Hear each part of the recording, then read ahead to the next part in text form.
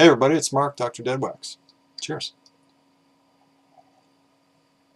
It's time for the Inbox Challenge 2, Day 16, the first day of the second half. And today's numbers were picked by California Love 84. She picked 4 numbers, going to do 5. I drove 5 hours today to an audiophile meet, hung out with the guys for 8 hours, had a beer, just one. I was driving, I was the DD. Ate food, listened to music, talked about gear, and drove home, cleaned records, listened to 5 records, more music, and it's like 2 minutes after 5 in the morning, and I'm filming a video. I'm not quite sure what that says about my life, but I'm exhausted. So, strangely enough, today is the day of dead wax. This is the best dead wax this inbox challenge. There's actually dead wax on every record worth commenting about, which is highly unusual. But this will probably just be a rambling, incoherent mess. But fat bastards of the world unite.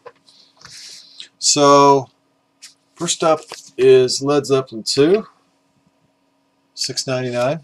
I know. There's a French man in Australia going, oh, sacre bleu, Led Zeppelin again. La merde. Or something like that. La merde. Did I say that? I said that. I didn't even say la merde in a French accent. That's how tired I am. Of course, I can only hold an accent for like a second. Anyways, this is just Led Zeppelin 2. I buy them all. They look clean. This looked pretty good. This actually jumps like 10 different times, even though it looks clean. I don't know why the hell this is such a nice copy. Anyways, I buy all these. They might be by the time they got the gold record 50,000 pressings sticker on the covers, the odds of getting a RL master disc, or not master disc, an RL Robert Ludwig were almost nil, but they do surface very rarely, but they do. So I check all the gold sticker ones, and you should too, because if you find an RL, you can get like $100 from somebody on eBay. This is not an RL, and I knew it wasn't an RL before I bought it, but it was clean, and any copy of Zeppelin 2 that's clean could be good. And you can see next to the matrix code there the CTH code. And CTH stands for Columbia Terre Haute. So it's kind of weird to see that on a record from Atlanta.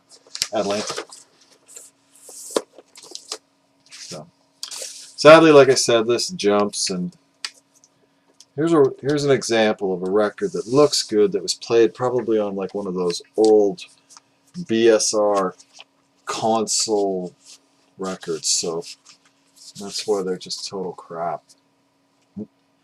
Next is New York Rock and Roll Ensemble, Faithful Friends, and this is a pretty decent record. It's got little snippets of classical music between a couple songs. Look, there's some sort of cello, but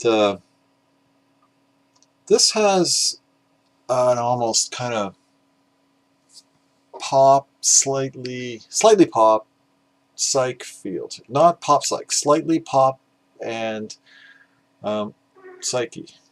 Yeah, really? I'm doing a video here. I don't need you coming in and talking. Well, if you want to be in it, you have to come up, because I'm not picking you up. Anyway, this is a really good record. I've heard about them, and I've seen people show them. I think Zach is probably the one I saw show a couple of them. So I started grabbing them when I could. I paid, I think I paid $6.99 for this. This was a pretty good deal. And this record's in pretty good shape.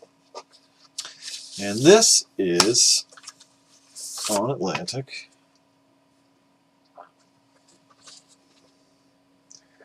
And you'll see It has MO in the code, not in the don't look at the dead wax, look at the code. So it has MO in the code, ST, C, the code, and then MO. And then, yes, I love you, Lisa. I'm making a video.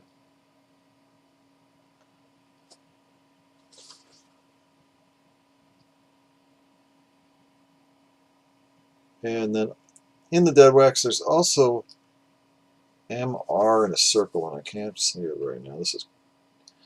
I am not reshooting this. This is as good as it gets, people. It's 5 o'clock in the morning. Anyways, it has MR in a circle very faintly, which stands for Monarch Records, which the MO in that code also symbolizes. And don't worry, the MR in the circle wouldn't show up. It's so faint. But anyway, so that was kind of interesting. And the music's really good, so, you know, another good record.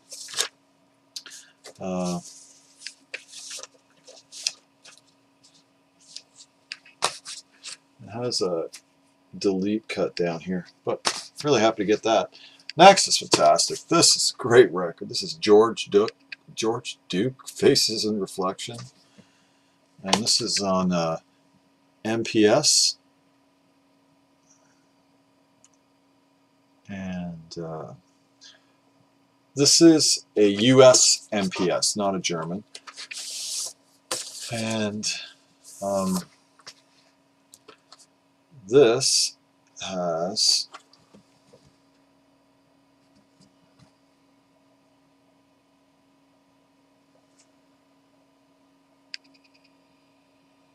there it is. You can see it at 6 o'clock.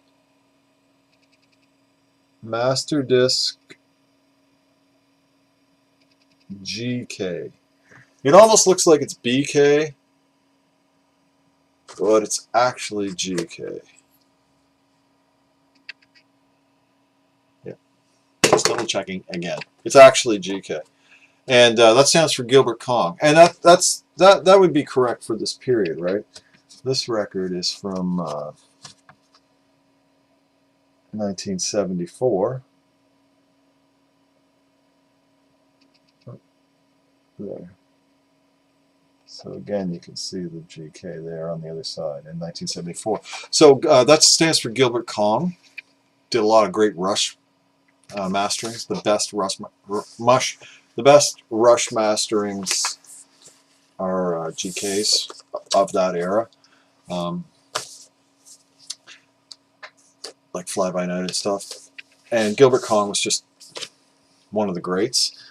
And this record sounds fantastic, and the music's really good. It's kind of this is a really funky record. Has some moments that are just a little bit smooth, but just some great funky moments. And this has George Duke on keyboards, Ndugu on drums, and John Hurd on bass. And wow, this is a fucking monster of a record. And yeah, Master Disc GK. So 1974 would be the kind of expectation you have for Gilbert Kong to be on there. If you see Master Disc BK, that's Bill Kipper, and you'll see that more on, like, say 80s pressings of Rush, probably Grace Under Pressure era, stuff like that, Power Windows, when you don't see RLs very often. Next is yeah, and that record's fantastic. I said that right. And next is Ry Cooter, Bop Till You Drop. And I bought this because it was like $3, and it's an American pressing. And I didn't really hold out much hope for this. I thought, oh god, this is going to be like cheesy turdy. Sometimes Ry Cooter, I mean, he's fantastic as a guitar player, and he has some records that are fantastic, but he has some records that are just total poops. But this is a good one. This one has, and if it comes up, it'll be at 6 o'clock. It has the Winchester rifle at 6 o'clock there. And interestingly enough, It looks like there's a bullet coming out of the Winchester rifle. I don't know if that signifies, like, was there a certain guy who did that, but it's only on one side. And this is actually, so Winchester, the rifle stands for, it was pressed at the Winchester, Pennsylvania plant. Winchester, PA. So that's why it has that kind of broom or rifle motif in the dead wax. And this is actually a good record. I didn't have much hope for this record, and it's pretty good. And it's got some great musicians on it. Jim Keltner's on it. Tim Drummond, Cooter, thankfully. David Lindley.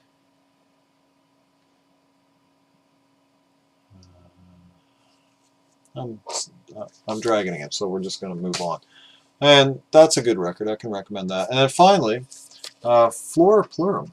And this is called Nothing Will Be As It Was Tomorrow. This is a little funky.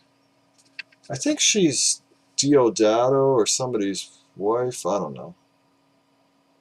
And interesting, like here's a little connection. I don't know, is that showing up? This is produced by Leon Ndugu Chancellor, who we saw on the George Duke record. So, little connection, yeah. And it's produced, percussion is by Airto. So maybe that's who she was married to, not Diodato. And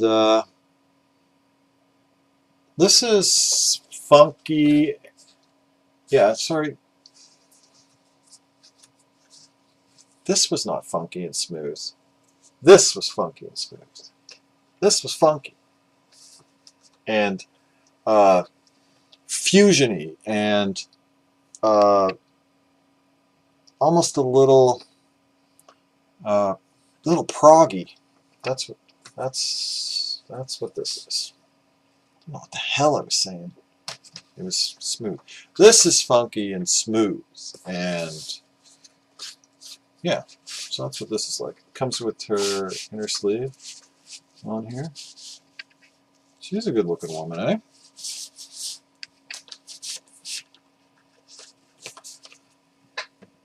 not really wearing anything in that one. And this is on the Warner Palm label.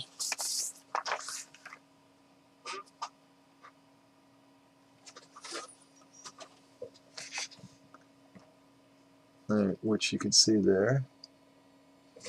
And